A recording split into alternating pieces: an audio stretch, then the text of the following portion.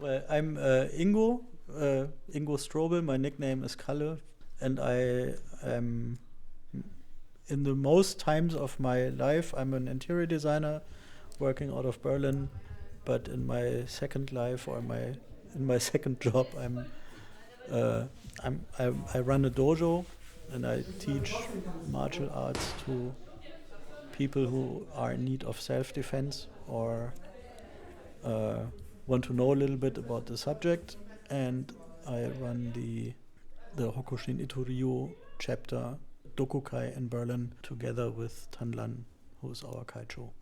The first time I got in touch with the Hokushin Ittō-ryū was, I think, 3 years ago in the summer, where I was invited to a Gekikenkai, which is one of those weekend seminars where you are allowed as a foreigner, like not even a member of the school, you are allowed to visit them and take part in the training in full kendo gear and with shinai.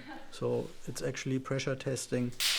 And after these 2 days, I realized that all the years before I actually studied maybe like 2/3 of what sword fighting was about, and the whole third of really applying those techniques in a real situations were always missing.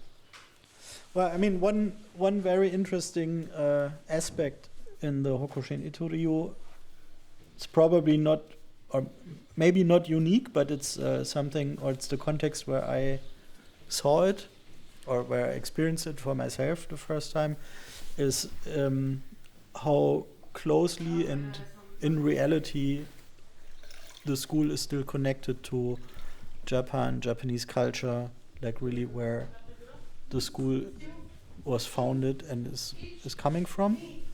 It's a koryu, so it was founded before the official start of the modern times. It's been founded in the 1820s by Chiba Chusaku, and but in terms of the Japanese medieval age, it's a relatively young sword school. So it was founded in more or less the end of the samurai era, if you will, not in the beginning or in the middle. And you have to delve a little bit into Japan's history to understand what made the Hokushin Ittō-ryū different at that time, because before the battle in the Sekigahara, Japan was divided into many smaller areas with many daimyo, and everyone wanted to be daimyo number one under the Tenno, the emperor. But only one guy succeeded, Tokugawa Ieyasu. When he won the battle in Sekigahara, he kind of unified all the other daimyo under his rule and then gave Japan to the emperor as a unified country in a way. It was also the time when, from a warring state where every daimyo had his army and they all had their samurai and they were all fighting all the time, it became a country that on the surface was suddenly peaceful. There were no big wars anymore. So sword fighting changed from sword fighting in armor to sword fighting in kimono. You would not run through the country anymore with like 40 people with full armor, battle gear, and hit each other. You would rather walk somewhere with your swords, and then you would be attacked by, I don't know, a political assassin or whatever, someone who wanted to kill you. So your sword fighting changed, and it was the schools that were founded in that time that were fueled with those different other ideas. And then in the times of the 1820s, when the Hokushin Ittō-ryū was founded, one main idea of Chiba Chusaku was to go back to the simple basics, where the sword school would be not filled up with a lot of philosophical or even spiritual ideas anymore, where it would just go back to the most simple, most efficient moves. And he also modernized the whole thing in a way that he said the school is open for everybody who wants to learn it. It was very unusual for normal people who were not aristocrats or not samurai. It was before it was in other schools, it was not allowed for other people to learn sword fighting, and Hokushin Ittō-ryū was the first school that opened, and it became one of the 3 last big schools at the emperor's palace. So it's for being such a young school, it was a very successful school before the medieval times officially ended.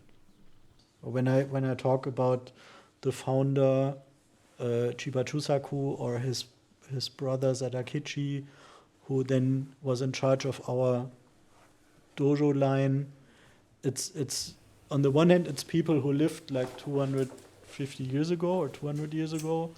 On the other hand, one of the first things we did when we came to Tokyo is that we all got dressed up in decent clothing and went to the graves and visited the graveyards of these people. So you start to build a connection with them. They are not just some names in a history book. They are people that you visited in their graves, you know. So it's very personal and very different and very alive. And the most important or most interesting thing where I could experience this was last September when we were in Nagano in another sword school, which is which has been an actual sword school for 350 years. And nowadays this area works as an open air museum. So the old buildings are still renovated and kept the way they were 350 years ago. And our school has the privilege that we can actually train there. We spent the whole weekend training in the original 350-year-old halls of the Matsushiro Bunbo School. And that was really interesting, that you understand that you're not doing something medieval or ancient that's like not existing anymore, but the opposite is the fact. You connect the history and the past with the present times and the actual culture today, using those training grounds, learning what people learned. So that was a special feeling.